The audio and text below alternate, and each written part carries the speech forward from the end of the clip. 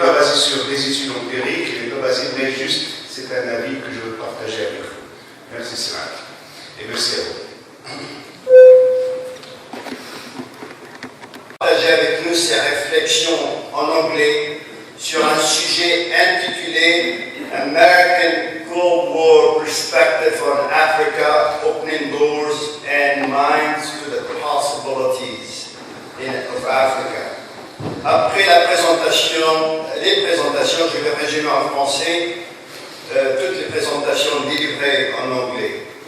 Alors revenons à la première présentation par Warren Hope, intitulée Revisiting Africa's Brain Drain Phenomenon.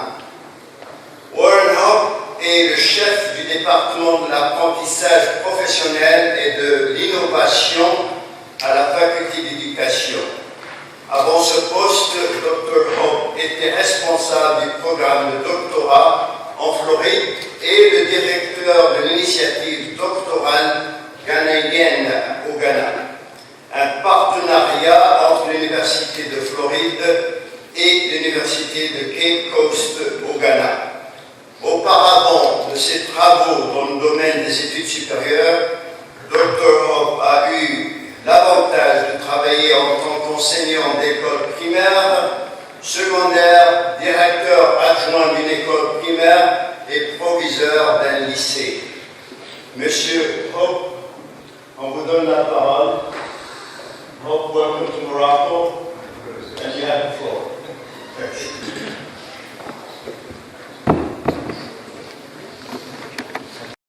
In those languages, one of my faults. But anyway, I challenge you with the subject of revisiting the African brain drain phenomenon.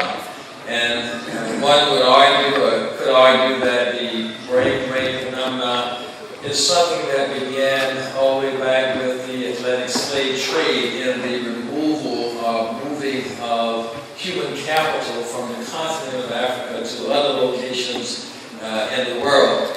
And this brain drain is one of the most severe problems that we find on the African continent, where the intellectual capital that has accumulated on the continent drifts away to more developed countries such as the United Kingdom, France, and Canada, and of course the United States of America. And this creates a shortage of intellectual skilled labor within the continent and the specific countries within themselves.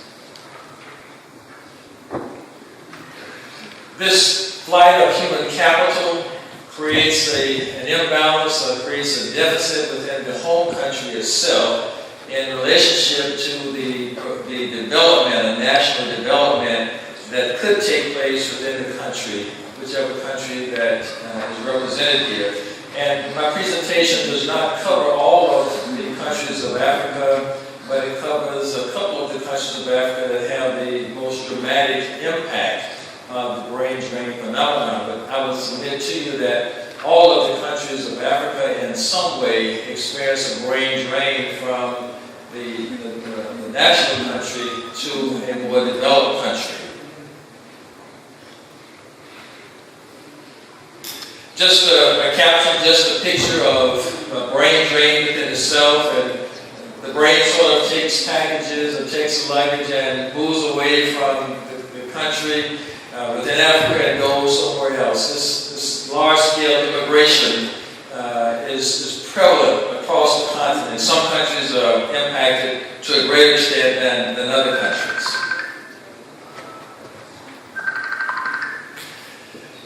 Because of its relative economic circumstance and situation, Africa, in a sense, is thought of as underdeveloped, and the skilled labor within the countries of Africa move to the more developed and industrialized countries because of certain factors, and I'll mention those factors. They're called push and pull at some particular a short period of time.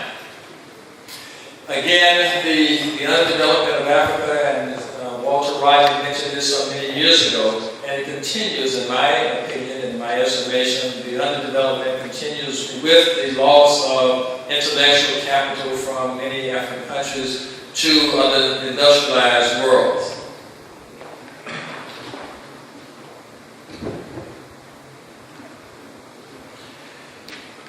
There's always causes for a particular phenomenon that takes place, and of course, the list that I have here does in no way address all of the underlying causes related to human capital flight from countries in Africa to more developed countries in the Western Hemisphere and also in Europe. But here are just a few of the underlying causes that we can point to that sort of motivates or initiates the African brain drain phenomenon. Low salaries, you may be familiar with in many instances. Academics, no matter where they're found across the world, aren't paid as much as they're worth and what they need to be paid. But in other sectors also, we find that low wages in the home country cannot compete with the host country. They have underdeveloped versus developed. Discrimination in appointments and promotions, the quality of the educational system, push factors, which means it pushes the intellectual, it pushes the skilled labor out of the country itself. Unsatisfactory living conditions, or we may call the quality of life to a certain extent, the amount of professional development that might be available within that particular country, and then oftentimes we find that there is a significant amount of social unrest, political violence, upheavals, and things of that nature. On the other end, the factors that are actually pulling the Africans from their home countries to metropoles such as France, United Kingdom, Canada, the United States, higher wages, of course, a higher standard of living, better working conditions, job and professional opportunities, the availability of research facilities and funds, and then there's an absence of violent upheavals. So those are some of the pull factors that are prevalent within the host country that sort of entices the African intellectual and skilled labor away from the home country. In a sense, the African continent is supplying the developed world with doctors, engineers, economists, academicians, and technologists, and the home country is actually supporting or developing, educating this sector of scholars. And so when they leave whatever country it happens to be in Africa to go to the more developed country, that developed country does not have to put out any funds, any money, or anything as far as the education is concerned. They get a packaged person already without having to pay for that individual.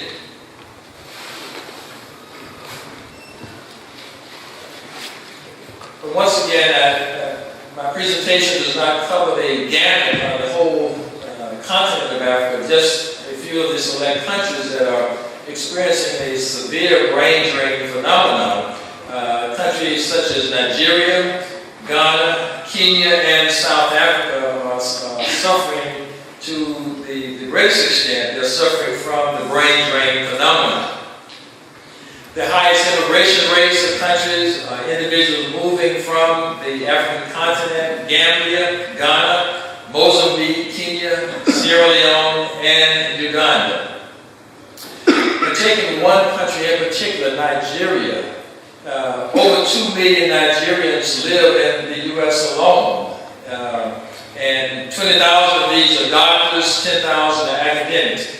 There's one state in the United States, Texas, and one huge city in the United States, Houston, that has a huge population of Nigerians, and one might say that it's called Little Nigeria, perhaps, because of the number of individuals from Nigeria that are part of that particular city. And then, to sort of cap things off, the country of Ethiopia lost 75% of the skilled workforce between 1980 and 1991. And oftentimes statistics as it relates to immigration and brain drain are not as up to date as one could be, because it's very difficult sometimes to capture the movement and the immigration of individuals from the continent to various countries, industrialized or developed countries. One of the industry that is affected most by brain is the medical field. And just a few statistics that relate to the medical field. Out of more than 340,000 doctors who received their training on the continent of Africa, 19% of that workforce has departed or left the home country. Nigeria and Ghana, once again, experiencing a great shortfall of doctors, and many of those educated professionals find themselves in the United States or in Canada.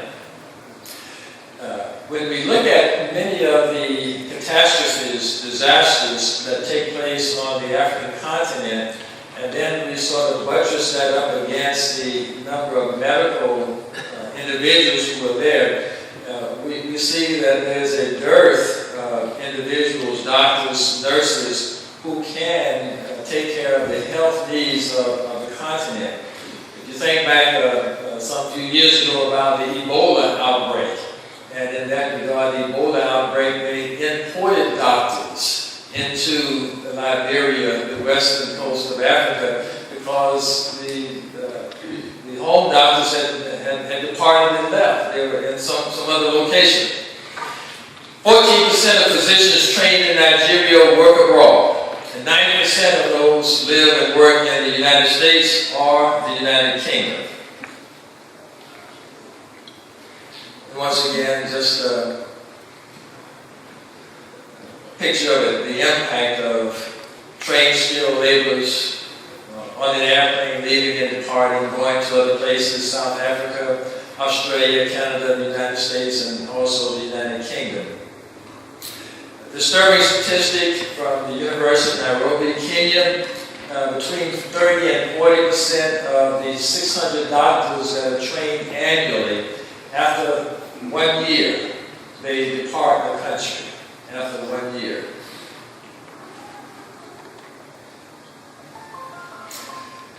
The United States is a major destination for brain drain for sub-Saharan Africa.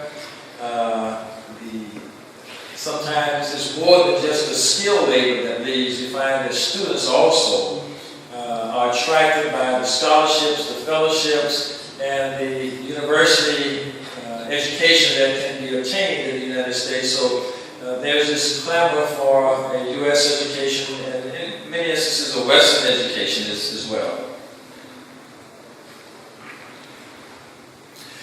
One could readily see that there are serious consequences to the brain drain phenomenon.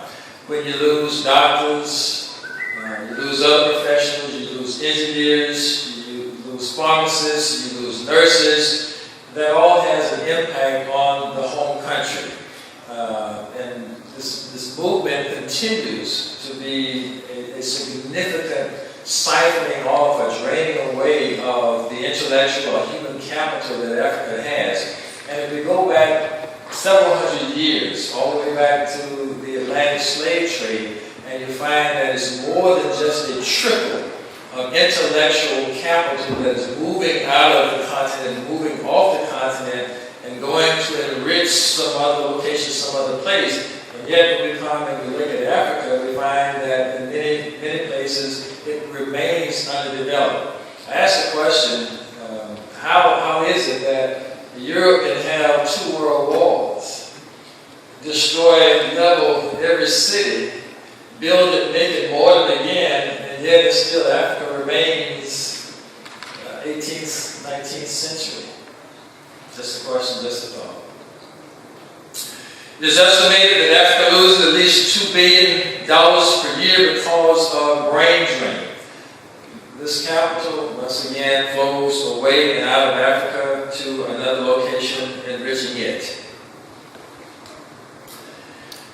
Brain drain impedes African development to a significant degree.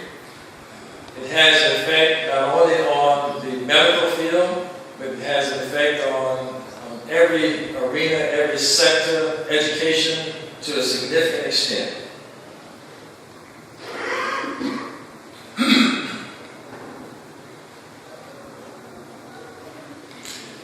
Get to the point where, as we emphasize brain drain significantly, it sort of repeats itself, and there's not much more to say or amplify in regards to brain drain. It has devastating consequences, it's continuous, and there's no particular let-up in sight at this particular point in time. The exchange here, this cartoon is just meant to be an exchange, but it remains, as it has been for centuries, an unequal exchange. So what Africa gives up in its intellectual capital to get a few dollars and cents back, it really does not add up. So in a sense, in summation, Africa, the countries of Africa have a significant problem as it relates to brain drain. The best and the brightest have for, I would say, for centuries, been moving out and away from the continent of Africa, and yet Africa continues to endure, even in the midst of the debilitating effects here. Thank you so very much.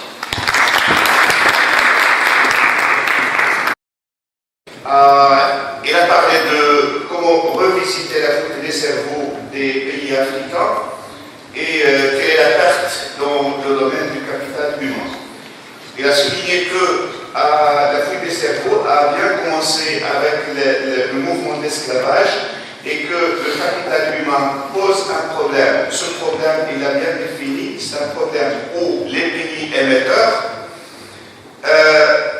ne tirent pas profit, mais les pays d'accueil en tirent profit au maximum. Il a aussi souligné que les gens des pays sous-développés qui émigrent au pays de l'opportunité, avec bien sûr en soulignant des facteurs multiples. Ces facteurs sont d'ordre économique, sociaux, politiques, qui sont liés à la qualité de l'éducation, la qualité de la vie et l'égalité des chances. Il a aussi mentionné que les pays émetteurs investissent dans les profils des cerveaux qui seront dans les pays d'accueil sans aucun investissement, mais les pays d'accueil en tirent profit. L'impact, il a dit que c'est un impact qui est clair, parce que plusieurs pays africains en souffrent, et il a donné l'exemple de Nigeria. Donc il a dit que presque 2 millions de Nigérians sont aux États-Unis, dont quelques sont des académiciens, et il y a aussi des docteurs, des ingénieurs et toutes sortes de profils. Le secteur qui est trop touché par cette fuite est le secteur pharmaceutique et le secteur de la médecine. Là où cette fuite, bien sûr, a un impact négatif parce que l'Afrique a besoin de ces cerveaux en cas de catastrophe, de maladie, d'épidémie qui touche toujours l'Afrique. Et là où on a besoin de docteurs et on a besoin pour y intervenir. La destination, comme il a mentionné, la destination la plus préférée, la plus fréquente, c'est les États-Unis. Et il a évalué l'impact de cette fuite à 2 milliards de dollars par an. Et les pays, bien sûr, et l'impact, c'est un impact qui est un peu, qui est clair, c'est que les pays émetteurs restent toujours sous-développés. Et il dit, qu'est-ce que les pays émetteurs reçoivent en contrepartie? Ils reçoivent les aides financières et ce sont que des miettes, en les comparant avec les profits qui en tirent de la fuite des cerveaux. Merci. En français. c'est l'enseignement d'histoire au Maroc à partir des faits au concept. Alors, un peu pourquoi cette thématique, c'est pour une simple raison, c'est qu'au Maroc, on constate ces jours-là que les compétences en histoire des lycéens, surtout des lycéens et du collège, sont un peu des compétences très modestes, mais sinon faibles. Et ceci, bien sûr, a des répercussions sur le choix des filières dans l'enseignement supérieur, parce que la filière, le département de l'histoire est un département qui souffre. Si on voit les chiffres, je vous donne un peu quelques indices. Il y a, par exemple, dans la totalité de l'université Hassan II, si on a l'addition des 3 facultés des lettres dans une université de 105 000 étudiants, il n'y a même pas 150 inscrits cette année dans les départements de l'histoire. Alors ici, donc, ça intrigue un peu quelques questions. Et il faut poser la question, il faut poser et essayer de trouver la réponse. Alors, juste à titre de clarification, je ne suis pas historien de formation. Je suis d'éducation, je me spécialise dans les sciences de l'éducation, donc c'est comme ça que c'est ainsi, donc j'ose parler de l'éducation et des compétences et toutes les choses qui sont liées à la pédagogie. Alors, il y a un facteur aussi que je veux soulever, c'est que pour les lauréats de la géographie, de département de la géographie, qui sont recrutés en tant qu'Asatidat Ijtimaïyat, je me demande leurs compétences, je mets leurs compétences en cause dans le domaine de l'histoire. Parce que, en suivant la filière de la géographie, il n'y a aucune relation, sauf un seul module. Il y a un seul module de l'histoire dans la totalité des départements de la géographie. Et du coup, ils sont recrutés comme des enseignants de l'histoire et la géographie. Et vice-versa pour les étudiants, les lauréats du département d'histoire, qui sont qui doivent enseigner la géographie.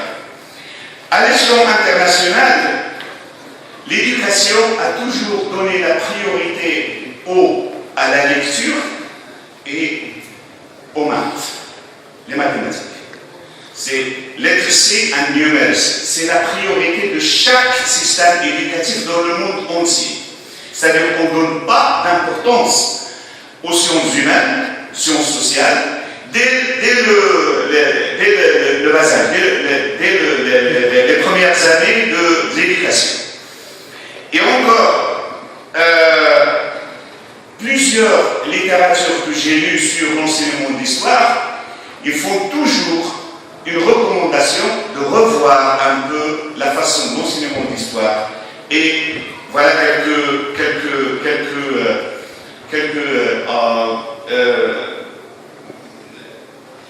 quelques extraits.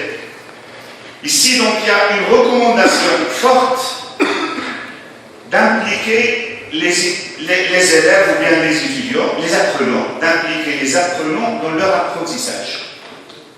Car ce qu'on a constaté pour l'enseignement d'histoire, c'est un enseignement qui est basé sur l'enseignement frontal, lecturing, donc c'est un peu l'explication, c'est un peu le maître qui est vraiment le maître de sa classe et qui donne presque la totalité du savoir. Un autre, c'est encore l'application. L'application, donc, ici, il s'agit de... Alors, ces propos-là, ils sont tirés de l'enseignement d'histoire aux États-Unis. Donc, pour vous démontrer que c'est le même phénomène. On n'est pas dans une autre planète, mais on souffre des mêmes problèmes comme les autres pays. Alors, ici donc, l'histoire, ou bien l'enseignement de l'histoire, il doit encore développer les compétences cognitives chez les apprenants, tout en leur donnant la possibilité de généraliser, d'appliquer, d'analyser et de, bien sûr, utiliser le savoir dans des situations nouvelles. Ici, donc, c'est un peu, c'est un degré qui est un peu élevé, donc on passe au degré de l'analyse, de la synthèse et de l'évaluation. Alors, et encore, donc, c'est la pensée critique, critical thinking, qui est un autre domaine, donc, sur place. Ici, ce que je propose, voilà un peu, c'est l'enseignement basé sur les concepts. Alors, notre enseignement maintenant, il est, et Erickson, Lynn Erickson, est une femme d'éducation qui a passé quelques 18 ans essayer de trouver la solution ou bien la réponse à une seule question. La question était comme suit. Pourquoi les apprenants jusqu'à la 4e année du primaire, ils s'intéressent à l'éducation? Mais au-delà de la 4e année, il y a une démotivation complète. Ça, il a passé presque 18 ans pour nous dire, voilà la réponse. La réponse, c'est que le modèle, le paradigme qu'on utilise maintenant, il est basé sur l'enseignement des faits et l'enseignement des compétences. Skills and facts. Ce qu'elle propose, c'est ça, c'est enseigner les faits, oui, enseigner les compétences, mais en plus de ça, au-delà de ça, enseigner les concepts. C'est que essayer de voir le paradigme différemment, c'est-à-dire au lieu d'enseigner, au lieu de s'arrêter juste dans les compétences et les faits, on doit enseigner les concepts. C'est parce que ces concepts vont englober un peu tout ce qu'on est en train d'enseigner. Et je vais donner un exemple qui est basé sur l'exemple de Warren. Donc c'est la fuite des cerveaux. Alors, cette approche est basée sur, bien sûr, prendre en considération les faits et prendre en considération les compétences, mais en ajoutant un cadre qui est conceptuel, qui peut garantir jusqu'à un grand point le transfert des savoirs d'une discipline à l'autre. Parce que les disciplines doivent se croiser dans les concepts. Alors, un concept, c'est quoi pour Erickson? C'est un concept qui n'est pas temporel, timeless, il n'a pas de temps. Et c'est un concept qui est universel, et c'est un concept qui est abstrait. Ça, ce sont des caractéristiques d'un concept. Alors, ça, donc, je peux vous envoyer le slide pour voir un peu les détails. Tout cela, ce sont des détails, mais je veux souligner deux choses. La première, c'est que lorsqu'on enseigne avec un paradigme, tout en suivant un paradigme de concept, on crée une synergie entre les étudiants parce que tout est basé sur la recherche. Et je vais vous donner un exemple, c'est l'exemple de Brian Graham, comme l'a dit Warren. Et puis donc, on va petit à petit, ce sont les apprenants qui font la totalité du travail et l'enseignant est un facilitateur qui essaye juste de diriger, parce qu'il y a toute une démarche, et de faire des apprenants, comme l'a dit une enseignante marocaine, des petits historiens. المؤرخ الصغير. C'est-à-dire quelqu'un qui peut, bien sûr, qui peut interpréter, qui peut analyser, mais on doit lui donner la chance de le faire. Alors, on passe à l'exemple de la fuite des cerveaux. Voilà. Donc, ici, si je veux le prendre dans un contexte d'histoire, donc le concept, c'est l'espace et le temps, qui est un concept universel, qui est un concept que tout le monde sait très bien, mais il y a des concepts qui sont liés à ce concept, des concepts connexes. C'est la migration, la diaspora et les valeurs. Je vais développer tout cela à partir de brain drain que je vais enseigner en tant qu'enseignant de l'histoire. Alors je commence par une question ou bien une hypothèse. L'hypothèse, c'est que les États-Unis est une super puissance. C'est pas à cause de sa géographie, c'est pas à cause de son histoire, mais c'est à cause du capital humain et c'est à cause de la migration. Alors, ici, donc, je traite un concept de cause-effet et je vais créer cette relation entre le pouvoir des États-Unis et entre la migration. Bien sûr, je vais donner la main aux étudiants, aux élèves, pour investiguer un peu les raisons et d'où ces gens ont venu. Donc ici, ils vont faire un travail d'historien pour essayer de générer quelques informations, bien sûr avec des sources qui sont sûres.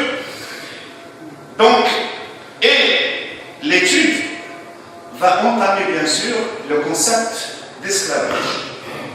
Et du coup, donc, on passe d'un concept à l'autre, mais le point de focalisation, ce n'est pas le fait lui-même, mais c'est le concept qu'on est en train de développer. Si un Américain, par exemple, si on donne à un Américain ces concepts-là, il va les lier avec le présent des États-Unis, avec ce qui se passe maintenant. Ce qui se passe, c'est que l'étudiant va lier l'appartenance ethnique des composantes de la société américaine avec ce que les Américains ne cessent de dire, donc c'est essayer de préserver les droits des minorités dans un système politique qui est basé sur les États, parce que chaque État, bien sûr, était comme séparé. Avant, il n'y avait pas de moyens de transport, il n'y avait pas de... Et du coup, donc, il y avait comme des îlots au sein du même continent, au sein du même pays. Et ils ont un système différent de vote, c'est-à-dire leur démocratie. Donc, voilà une autre valeur qu'on est en train de faire passer. Et tout le processus de décision dans l'administration américaine, ils vont comprendre qui décide et comment, c'est-à-dire le processus des lois, comment il passe d'un stage à l'autre pour arriver comme loi vers la fin. Alors, la même chose, donc, l'étudiant va entamer les deux concepts dichotomiques d'esclavage et de démocratie. Il va aussi travailler sur l'impact, c'est un peu ce que Warren a fait, l'impact de la fuite des cerveaux sur les pays émetteurs, sur les pays d'origine, et là, bien sûr, et le profit que le pays d'accueil en tire, et bien sûr, les études diasporiques. Tous ces concepts seront entamés dans la même leçon de cette approche. Et voilà un peu les références. Et pour ceux et celles qui désirent avoir cette présentation, donc mon email est là. Donc écrivez-moi un email et je vous envoie le slide. Merci.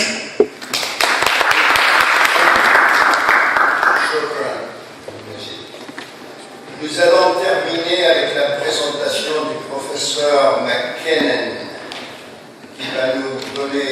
une présentation intitulée American Cold War Perspective on Africa, Opening Doors and Minds to the Possibilities of Africa.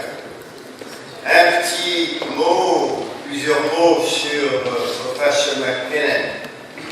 Il est professeur d'histoire de l'Afrique et chef du département d'histoire et de géographie à l'université en Géorgie. Il a servi comme directeur du Centre d'études interdisciplinaires et des études globales. Professeur McKinnon est l'étudiant international par excellence, et vous allez voir pourquoi. Parce qu'il a obtenu sa licence en histoire à l'Université Queen's au Canada. Il a reçu son master's en histoire à l'Université de KwaZulu, natale à Durban, en Afrique du Sud. Et il a reçu son doctorat en histoire à l'Institut Commonwealth Studies à l'Université de Londres. Dr. McKinnon a aussi travaillé et a enseigné au Canada, au Royaume-Uni et aux États-Unis, ainsi qu'en Afrique du Sud. Il est l'auteur de plusieurs livres, parmi lesquels The Making of South Africa. Il est aussi co-éditeur avec sa femme sur un manuel intitulé Lieux de rencontre, temps, lieu et connectivité dans l'histoire mondiale, ainsi qu'un autre manuel intitulé Introduction to Global Studies. C'est en anglais, pardon, c'est le titre en anglais, Introduction to Global Studies. Professeur McKinnon a aussi écrit de nombreux articles sur l'histoire et en particulier sur l'histoire de l'Afrique du Sud. Cher ami Aaron, bienvenue au Maroc et à vous la parole. For first introducing me to Morocco some years ago, so we're very pleased to be here. So today I want to share with you a story that I discovered sort of by accident, and it really ends up being more than anything lament for, I think, missed opportunities. And this morning in the car ride in, I was speaking with Dr. Wakata about a perspective on American foreign policy with regard to Africa, and it reminded me of the beautiful song by Edith Piaf, Je ne regrette rien, and it struck me as an interesting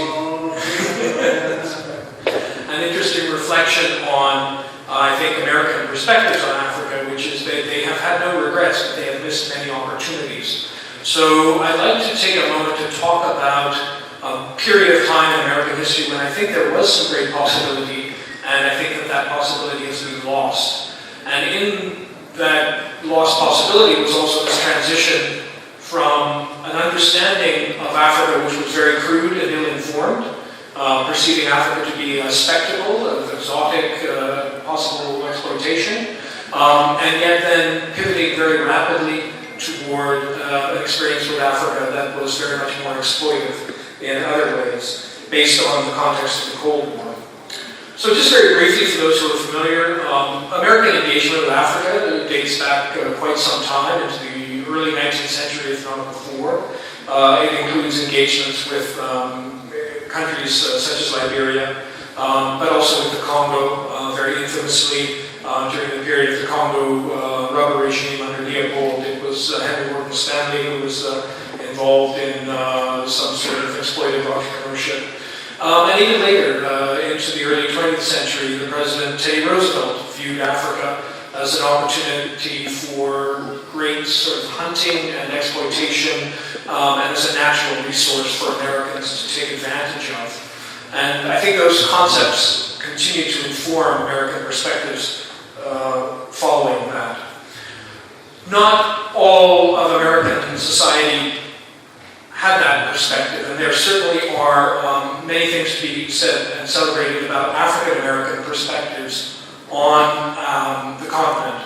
And beginning in the late 19th century, African-Americans sought to connect with Africa in various meaningful ways. Some of those were through commercial enterprise, some were through cultural exchanges, and that carried on into the early 20th century. So we have some images here on the right. Islanda Robeson, wife of Paul Robeson, the famous film director and producer, actually went on an interesting trip with her son to various parts of South Africa, East Africa, and wrote very passionately about her experience. Similarly, Ralph Bunche, who had a more ambiguous relationship with Africa, I think in many ways took a very interesting trip to South Africa and reflected on his relations in that segregated world and how it informed his perspective on relations in America between African Americans and whites. So there were very positive perceptions of Africa, but they weren't shared by the dominant political forces and cultures in America. Some people may be more familiar with the unfolding of American engagement with Africa in the 1960s, and that's a little bit beyond the time that I'm focusing on. That period, what was referred to as John F. Kennedy's decade of development. Before that, I think American interest was very much guided by commercial interests informed by European colonial and imperial endeavors. And so on the left here, we can see an image of one of the most notorious American engagements with West Africa, which was the Firestone plantation in Liberia. And for those who know, that's essentially a plantation economy that was established by American commercial interests, where they sort of created their own state within the state of Liberia. And I think that's kind of an approach that informed the story I'm going to talk more about today. Following the developments in Europe in the early 20th century, as you know, we get to the point of the beginning of the Second World War. And this is really the watershed moment for American engagement with Africa. We now have a much better understanding of American interest in resources from Africa. And one of the most infamous of those was the wholesale importation of a massive load of uranium materials from the Congo, from the Shinkolobwe mine, that was utilized specifically for the development of the Manhattan Project, and specifically for the development of the bombs that were dropped in Hiroshima and Nagasaki. And so there is this kind of notorious relationship between American exploitation of African resources and Africa in the post-Second World War period, beginning with this engagement. Having said that, though, when we get to the 1950s, America is ill-informed, unaware, and profoundly unprepared to deal with the increasing development and changing nature of Africa and the rising interests of independent states in Africa. They're complete novices, complete amateurs when it comes to an understanding of Africa. With one interesting exception, I think. So in the American context, in the 1950s, we see, on the one hand, a deeply divided society ridden with race conflict during the period prior to the Civil Rights Movement, illustrated by the image on the left, American policemen seeking to sort of prevent the rise of the Civil Rights Movement.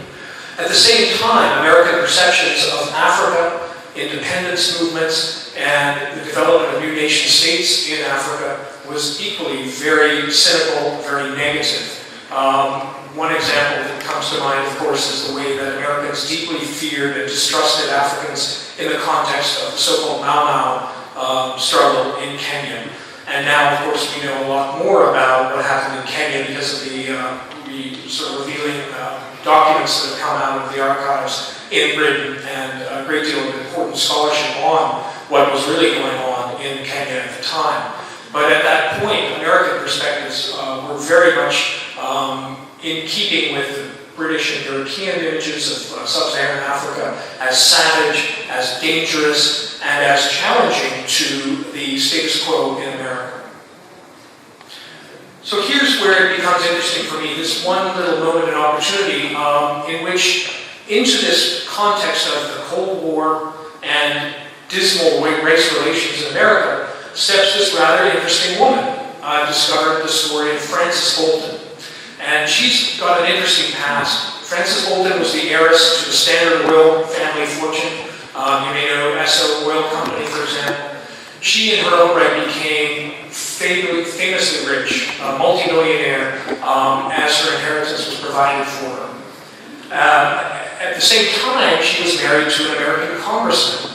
And under a peculiar political rule in America, if you are the wife of a sitting elected official and that individual dies, you get to assume the office in the so-called widow's clause.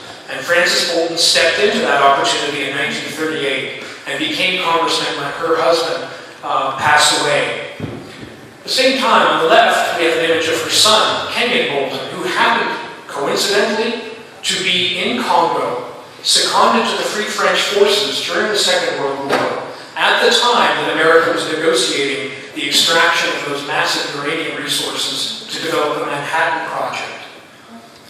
I believe that there's a great deal of precedent for her becoming interested in Africa because of his involvement at that time. And so Frances Bolton becomes somebody who is interested in the African continent as a new opportunity in the Cold War context of America.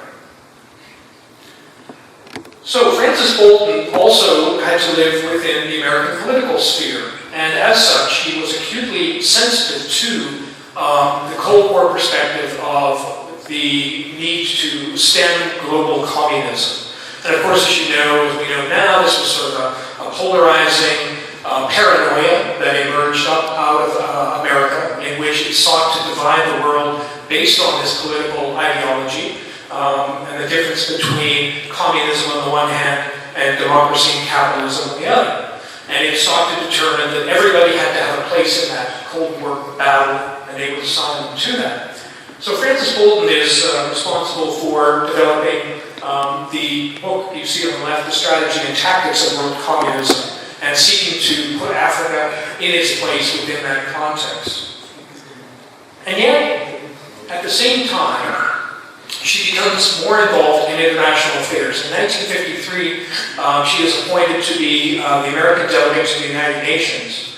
And while she's in the United Nations, she speaks very passionately about a desire to internationalize the world, about the need for better race relations, about the importance of equality among all peoples of the world, and for women especially. She was a major champion, for example, of nursing. Because she had such wealth, and because she had an interest in Africa, driven largely by her son, she self-funded a trip to the continent for 3 months. She did so at the age of 70 years old. So she and a few colleagues got on planes. They traveled through the continent of Africa as a discovery mission, as an opportunity to develop new relations, to open up the country to many new perspectives for Americans, to solidify an understanding of what new opportunities were there. And as you can see, her trip begins in Dakar in Senegal and traverses through West Africa and all the way through the rest of the continent. And here I'd just like to show you a few images from a movie that she made associated with this trip. I'm just going to flash through these very quickly, but she spent a great deal of money developing this movie that was then shown back in America to audiences to try and introduce them to positive images about Africa. And the title of the film was Africa, Giant with a Future. So these are some images, and they're actually remarkably positive and open and affirming of interesting developments in Africa. So here we see images of Dakar, modern, industrial, very advanced. Something Americans would not have had any conception of at the time in the 1950s, when they only saw savage Africa, natural Africa. There's Frances Bolton in the background there at a cattle market in West Africa, with President Tubman of Liberia and the Cold War need to say, he's not only a friend of the United States, but a determined foe of communism. Right? So she's trying to make that linkage between a relationship with Africa and the global Cold War. There she is rubber tapping in Liberia. But these are some of the most remarkable images here for American audiences to see. A white patrician woman in close personal contact with an affirming African presence and social relations. She's in amongst the women of Ghana's Accra market.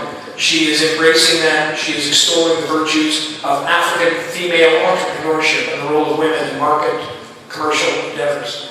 On the right, she is seen embracing a close friend from Nigeria. And these were images that would have been very discomforting to middle American white audiences for whom race relations were becoming increasingly tense. Other images showing her in an equal footing with African leaders in context where there is a positive representation of African images. It's quite remarkable to think that at the age of 70 years old, a woman who had millions of dollars was an elected representative to the federal government to want to present herself to the world, and especially to her voting public, in these very positive ways. She was also very critical of the apartheid policies of South Africa and made no bones about that. She, as a representative of the United Nations, admonished South Africa very critically. And then eventually she invites Nigerian diplomats back to Washington at a time when they could not even stay in the same hotels and eat in the same restaurants with their white counterparts. An interesting dimension to the story. So I'll return now to the original slideshow, if it pull up. Okay.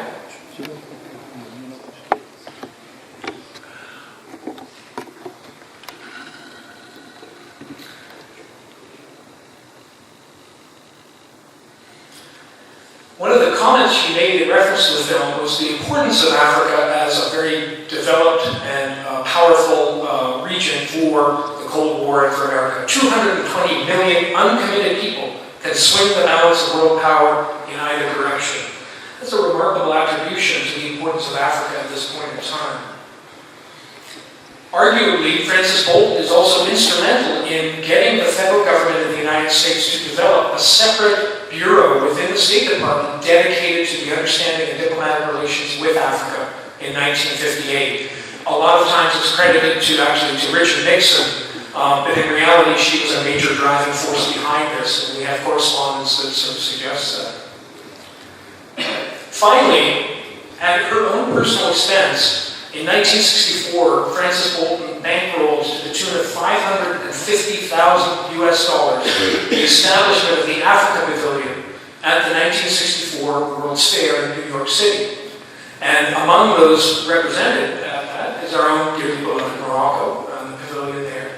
And again, this was a very important opportunity for Americans to get a positive sense of the images of Africa. So I return to my opening remarks, which is that my story is really one of lament, because as we well know, by the time we get deeper into the 1960s, American relations with African states, diplomatic, commercial, and strategic, really become extremely problematic. They become subsumed with Cold War exigencies, and these opportunities are lost. I still find it a fascinating story, and I'm still exploring this, but I think it's very tantalizing to consider that there was a moment in which there was an attempt made to present a very positive image of Africa. We see at the other end of the spectrum with our other colleagues the challenges that we face today with a lack of follow-through, a lack of American proper engagement with that. But I still find this an interesting story, especially from a white, middle-class, aged woman to suddenly see Africa as a giant of the future, at least in 1955. Thank you.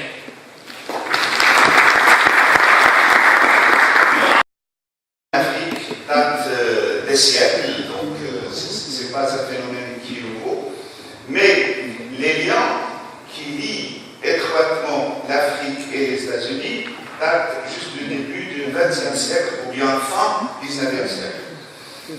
Avant Kennedy, donc avant le président Kennedy, les États-Unis s'intéressaient en Afrique juste pour des raisons de profit et pour des raisons de transporter bien sûr les matières premières. Et pendant la guerre froide, donc les transactions commerciales focalisées sur les matières premières seulement, comme l'uranium. Tu sais que l'uranium was brought from Uganda? Congo. L'uranium, donc en provenance du Congo. Et pendant les années 50, donc les États-Unis s'intéressaient aux indépendances l'indépendance des pays africains, mais ce pays était bien sûr réticent à l'indépendance parce qu'il adhérait à la pensée un peu de l'Ouest qui disait que les peuples africains ne sont pas prêts à l'indépendance parce qu'ils ne sont pas, je le dis clairement, assez civilisés pour avoir leur indépendance. Ça c'est leur pensée. Et puis il a focalisé sur l'histoire de Franz Bolton, qui est issu d'une famille riche et qui a remplacé son mari, comme la loi américaine donc le dicte, son mari qui est décédé, qui était membre du Congrès et il est devenu femme de Congrès. Donc Franz Bolton est devenu impliqué dans les affaires africaines pendant la guerre froide. Et il s'adhérait bien sûr au cadre américain parce qu'il y avait un cadre qui opposait le communisme à la démocratie. Donc c'est un peu c'est le cadre de la pensée qui régnait aux États-Unis dans ce temps-là. Bolton aspirait à internationaliser le monde et comme il est riche, il a vécu avec un groupe d'Américains quelques 3 mois en Afrique en les années 1950, en 1955. Donc après sa visite, donc, il a créé un film avec le titre de l'Afrique géant avec futur. Les photos que Aaron nous a exposées démontrent l'aventure de Bolton parce qu'il a côtoyé les présidents, il a côtoyé les élites, les gens normaux, les vulnérables et un peu toutes les couches sociales. Il a bien sûr souligné qu'il était contre la discrimination qui existait en Afrique du Sud.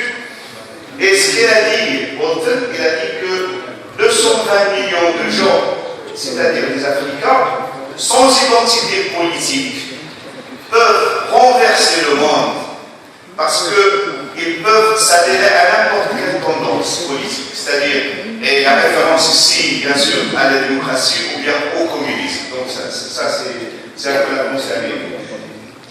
Ce qu'il a dit, Aaron, c'est que cette histoire est touchante car elle démontre dans une ère là où il n'y avait aucun intérêt aux États-Unis, une femme issue d'un milieu social un peu aisé, du coup, donc s'intéresser ou se focaliser juste sur l'Afrique, et il a fait énormément d'investissements, il a fait énormément de choses, de bonnes choses pour les pays africains. Thank you, Aaron. I hope I did it. Historien, donc c'est quelque chose qui m'a touché particulièrement et c'est une des raisons pour laquelle j'ai fait Histoire de l'Afrique avant le 19e. Je trouve que l'approche à partir des concepts en histoire est une approche très anglo-saxonne, dans le sens où il y a 2 visions qui s'affrontent lorsqu'on fait de l'histoire. C'est l'approche à partir des concepts ou l'approche à partir des sources et des textes. Et à mon avis, et c'est ça qui personnellement m'a intéressé dans la pratique historique,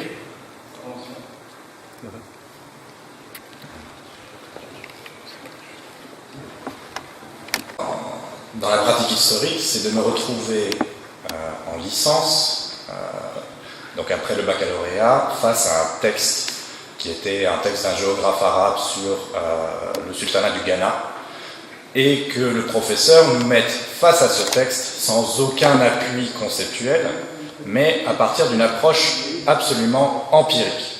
C'est-à-dire que je n'avais pas les skills, je n'avais pas les facts, mais j'avais des written documents. Et à partir de là, nous avions l'autonomie, aidée par le prof, pour pouvoir élaborer notre propre réflexion à partir de cette approche empirique qui mène en dernière étape au concept. Et c'est une méthodologie que j'ai absolument appliquée pour mon doctorat, c'est-à-dire que je suis parti d'un texte en arabe Et au bout de 5-6 années de réflexion, j'ai pu élaborer des concepts qui ne partaient pas de choses globales qui, à mon avis, et ça c'est le risque, uniformisent la pensée, mais qui partaient bien de la source du document historique qui était celle d'un auteur kanuri, arabophone, musulman, de la région du lac Tchad au XVIe siècle, qui n'avait pas forcément le concept de migration ou le concept de gender ou ces concepts-là.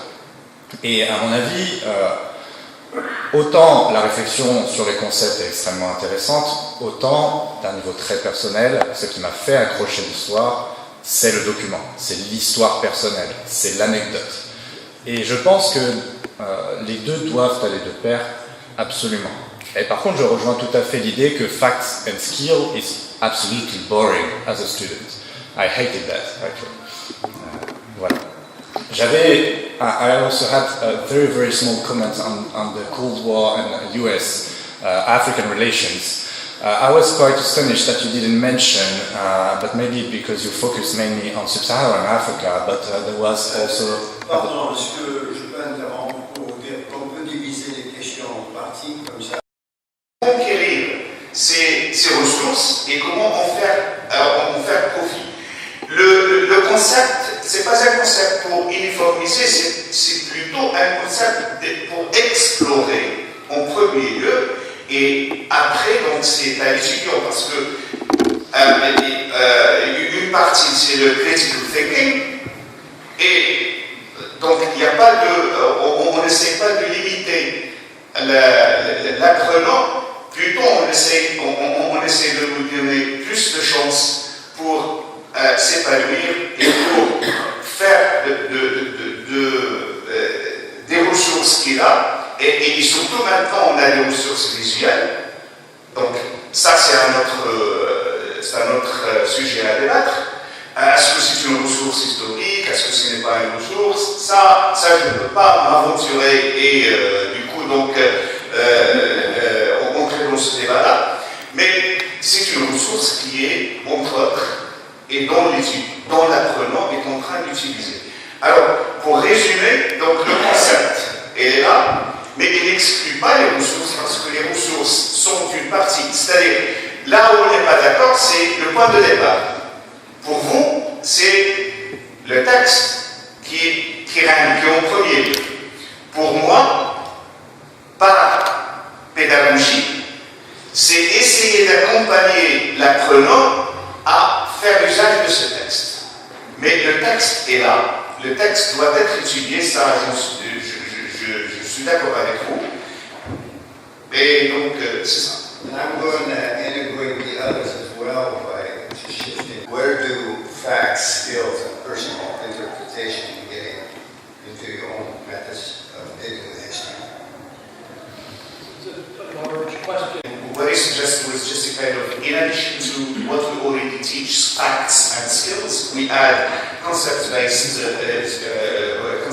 approach. Now, our colleague over there questions this approach, and he says that it is more Anglo-Saxon than belonging to another school. And he mentioned that in his studies, he starts with the text, with the written text, with the resources that he had in hand, and from there, he got a kind of his point of view about the text, which is a kind of emancipation from whatever limitation or concept-based approach can create. J'espère que j'ai bien donné vos... I think probably we work much more broadly with oral, musical, visual cues that inform our perspective in many ways. And the postmodern approach to history is being challenging with those orthodoxies. So I think we have moved beyond that. It just may not have manifested itself in the teaching process of history, I think, which Lucian was discussing. Yes, sir. Monsieur.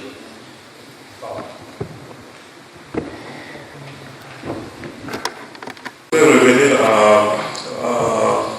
l'intervention du professeur Abdoulmajid Ouzien concernant d'abord le cloisonnement des humanités, des sciences humaines par rapport aux sciences dites exactes.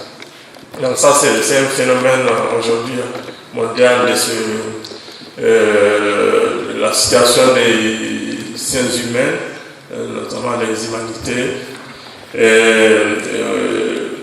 Aujourd'hui on sait que le monde, nous vivons aujourd'hui dans un monde où on voit de plus en plus l'importance des sciences humaines et que je crois l'UNESCO a organisé il y a quelques mois à Liège la conférence mondiale des humanités, parce que tout ce que nous vivons en termes de changement du climat, mais aussi le terrorisme, tout ça, aujourd'hui les sciences humaines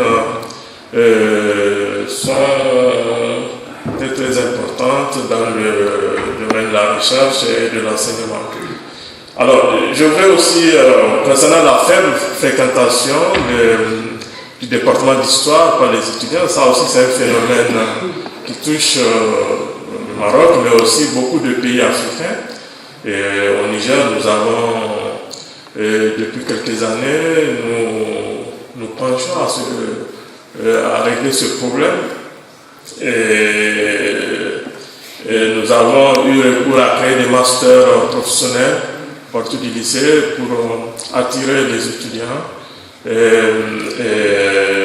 le département d'histoire.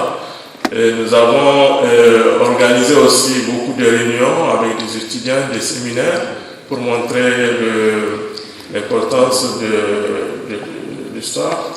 Et je voudrais savoir, puisque nous sommes dans une rencontre organisée par l'Association d'historiens du Maroc, qu'est-ce qui est fait concernant cette faible fréquentation pour améliorer l'inscription, l'adhésion des étudiants au département d'histoire ici au Maroc. Je vous remercie. Une réunion, tu nous feras l'exposé devant les historiens, on discutera parce que c'est très intéressant.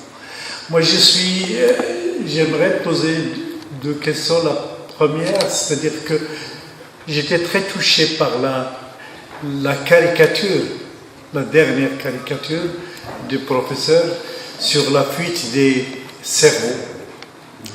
Elle incarne justement cette hémorragie. C'est une hémorragie très... Le problème, c'est qu'il a beaucoup mis l'accent sur le Nigeria. Quelles sont les raisons qui l'ont poussé à mettre l'accent sur le Nigeria, sachant que lui, il est du Ghana. Puis, moi, je pense qu'à Francis Bolotan, il est très connu dans l'écriture, on a beaucoup lu sur elle, et vous dites qu'elle est autonome, mais est-ce que vous croyez vraiment qu'elle était autonome? Est-ce qu'elle n'a pas été utilisée aussi par le gouvernement des Américains à l'époque où il y avait cette lutte contre le communisme? Merci. And you said that she was independent. Don't you think that she was utilized by the system at the time for other purposes that were not declared? The point of using example countries, because it's far more exhaustive when we get to 55 countries, I think, latest count in Africa.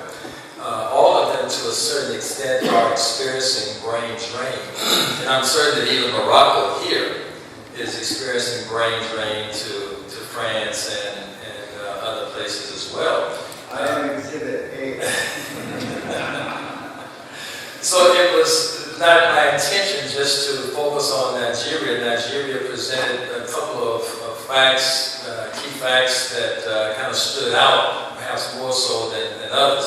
And I think the larger issue, not just on how many numbers and doctors that are leaving and nurses and the impact on this industry, but to see the larger picture that that country, Nigeria, is represented to a certain degree of all the countries on the continent, And since Nigeria is being impacted to this degree, other countries are being impacted also to a great degree as well.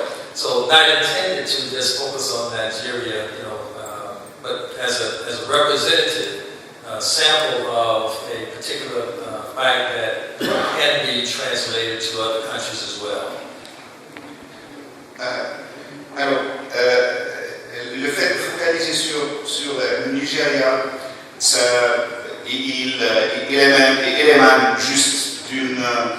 parce que le Nigeria a donné des statistiques, a donné des chiffres, donc on peut en parler confortablement. Mais je souligne que le même phénomène touche tous les pays africains. Et Nigeria, c'est juste un échantillon. Mais si on extrapole le phénomène, donc ça peut toucher n'importe quel pays, y compris le Maroc et y compris donc les autres pays africains. Donc ce n'était pas l'intention d'exposer le nombre de médecins, le nombre d'ingénieurs qui ont immigré, mais c'est mettre l'accent sur ce que ces pays perdent en termes d'argent et en termes de capital humain, et essayer de donner l'ampleur qu'on doit donner à ce phénomène. Very consistent Cold War strategist, and yet this peculiar element that may not have come out as clearly as I hoped in the presentation was that she was a multi-millionairess. She had an enormous bankroll of money from her Standard Oil sort of family fortune.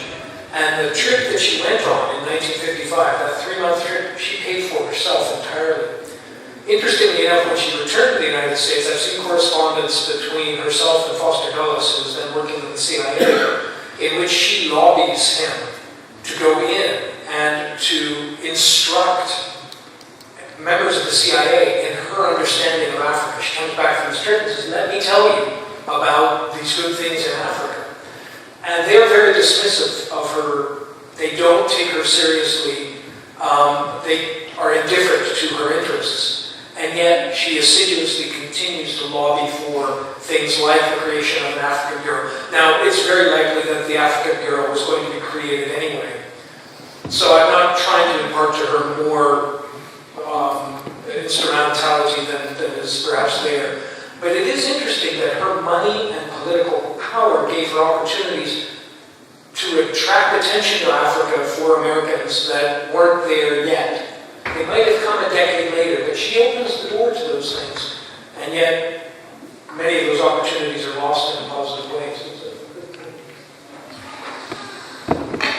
C'est une question très appréciée. Toute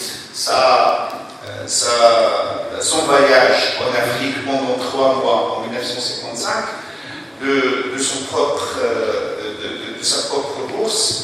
Donc il n'a pas été influencé. Mais ce n'était pas le gouvernement américain qui l'a envoyé en Afrique, mais il était toujours dans le cadre du Congrès, c'est dans le cadre de la pensée américaine.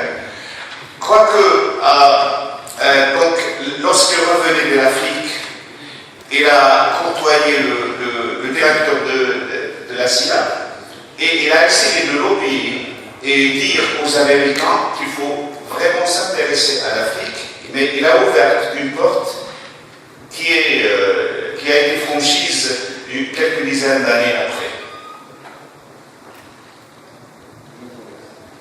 Alors, Dr. Doré, je me rappelle de cette anecdote marocaine qu'il y a Mائدة au Canada.